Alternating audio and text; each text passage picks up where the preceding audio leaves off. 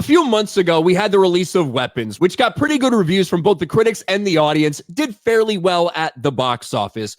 But one character obviously stuck in everyone's mind from that, and that was this character of Gladys. Weapons movie, who is Gladys and what's her sinister role with the children? Well, as it turns out, this evil witch who puts on a ton of makeup and pretends to be something that she's not, who uses all these things to steal the life force from people, who kidnaps children, who murders people, this disgusting evil witch who fakes who she presents to the world and kidnaps children to abuse them. Apparently, she's a big gay icon, everyone. Who could have seen that coming? Weapons star Amy Madigan is heartened by Aunt Gladys's impact on queer fans. The gay community has really taken to Gladys.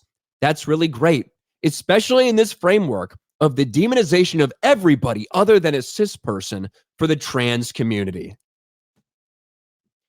You know, I think sometimes for a lot of these minority group activists, woke people who desperately want to see themselves represented in something, I think sometimes they look for each and every opportunity they can to project themselves onto something else and be like, oh, that's supposed to represent me. I'm supposed to identify with that. That's supposed to be all about me. Oh my gosh, it's just so amazing. I feel like this happens sometimes. And I'm telling you, gay people, this is advice. I know I got gay people that watch. This is advice to the gays out there.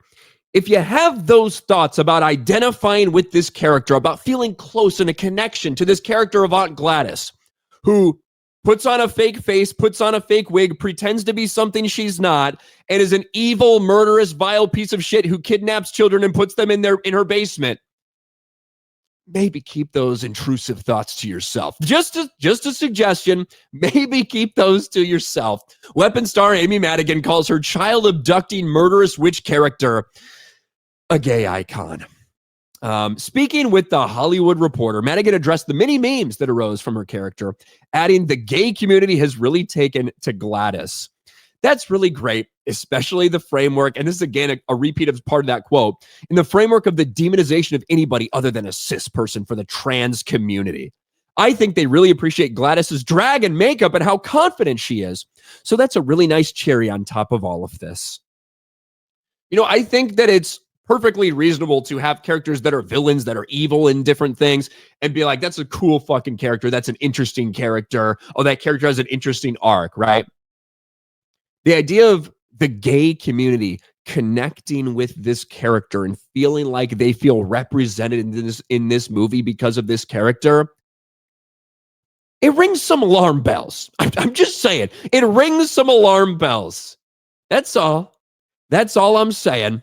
While it's true drag queens embrace Gladys's Halloween costumes, it's difficult to say if the broader LGBTQ communities actually claim the character as some kind of icon or expression of queerness, considering she abducts children, possesses innocent people, and at one point even uses her demonic powers to murder a gay couple.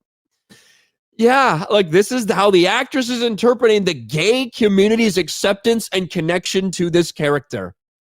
And, you know, I, for one, I'm happy.